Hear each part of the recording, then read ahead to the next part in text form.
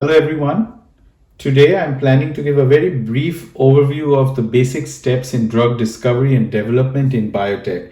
Now, the drug discovery and developmental process in biotech typically involves several stages, and each of these stages have specific goals and activities. And here I'm presenting very basic steps. So in no way this is detailed, very basic steps in discovery and development in biotech.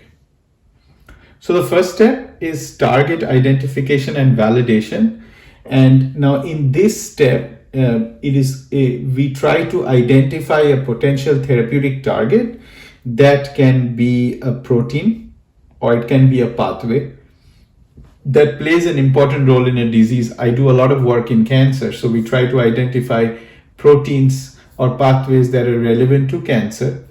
And this involves basic research to understand the biology of the disease. So we try to understand the biology and then we try to identify potential targets.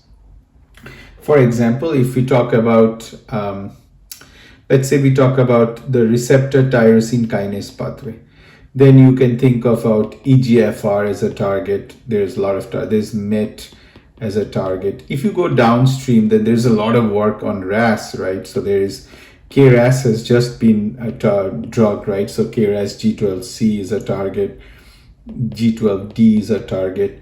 You can think about MEK downstream. MEK inhibitors have been very successful. Downstream of RAS, there is RAF. There's RAF inhibitors that have been approved in specific cancers. Even further downstream of MEK, you can find ERK inhibitors that are approved and so on. So again, you identify targets, and then once you identify targets, you try to identify potential drug candidates. The next step in the process is called lead generation. Once a target has been identified and validated, the next step would be to generate potential drug candidates. And often what we use is called high throughput. We often use this term HT. So it's high throughput screening of large compound libraries that we use. And this step can help you identify compounds that may have the, the desired biological activity, and critical that they are also safe and effective. So we do high throughput screening, we identify, then we do some more experiments, and ultimately we generate certain leads. The next step in the process is called lead optimization. Now that you have a lead compounds, it will be to optimize the properties of the lead compound so that we can enhance the efficacy. Two critical things here. We want to enhance the efficacy. So if a control is like this, if you treat with a drug, then the tumor grows like this. So if this is tumor growth, and this is just a normal control, and if you have your drug X, you want to see that there is a big difference in the decrease in anti-tumor activity. So when we are lead optimizing, we are identifying lead compounds that are showing a very nice efficacy. But you also want to make sure that if you, let's say you're working with 10 mice in control, you also want to make sure that your drug, when treated, 9 to 10 mice are still alive in the treated. It's not like 10 mice in control and 1 mice in the treatment arm is alive and you are finding 100% efficacy, which basically means that your drug is very efficacious but is highly toxic, and you don't want that. You want to have a drug which has a very good efficacy, but it also has very low toxicity. The next step in the process is preclinical development. So once you have a lead compound and we have identified that lead compound, we have optimized the lead compound, next comes preclinical studies. So for the preclinical studies, you have to evaluate its safety, what I just mentioned. You also have to evaluate not only its safety, we also have to evaluate pharmacokinetic or PK.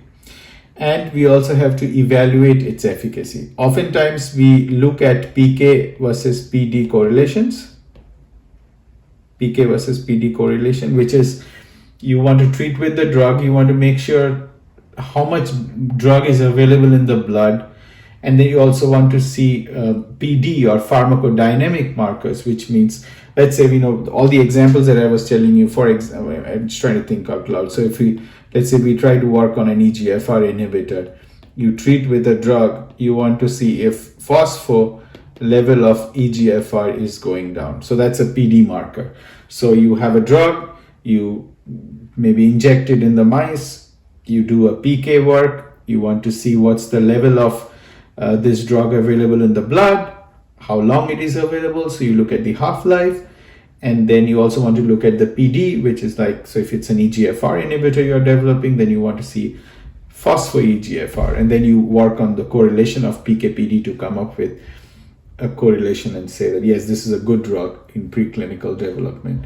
So this is important. This step is required to obtain regulatory approvals to begin clinical trials. So oftentimes we in the US we call it as IND filing. So we have to file IND. The next step in the process is the big step, right? You need lots and lots of dollars to get to this stage, right? So this is the clinical development. So clinical development involves testing the safety and the efficacy of the drug in human subjects. And we do this through a series of clinical trials. And I have a video where I spoke about clinical trials. There are different trials, phase 1, 2, 3, and 4. I can put a link of that video in my description, and you can also look at that. So the clinical trial is done through a series of different trials, and these trials essentially help to evaluate the drug safety. You want to ultimately identify an optimal dose, which that dose is called RP2D, or recommended phase 2 dose. So first you do a phase 1, you identify a good dose, that's called the recommended phase 2 dose, and then you go to the next set of studies like a phase 2 and so on.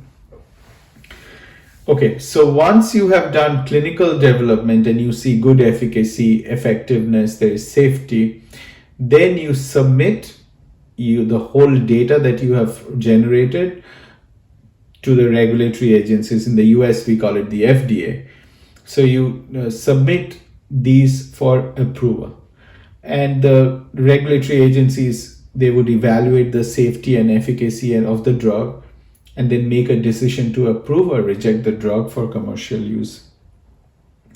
And finally, when your drug is approved, so now you have an approved drug, and the next step or the final step is the post-marketing surveillance. So it doesn't stop with the clinical trials. You still have to, as a pharmaceutical company, you still have to monitor the drug and how it is showing safety and effectiveness in real world setting. There's a lot of, you would see that this is called our real world, so RW studies. There's a lot of quality of life studies, real world studies that goes on. These are typically studies are done on drugs that are approved, and now we are trying to, on a post-marketing stage, as a pharmaceutical company, we are trying to look at the effectiveness and safety of these drugs in the real world.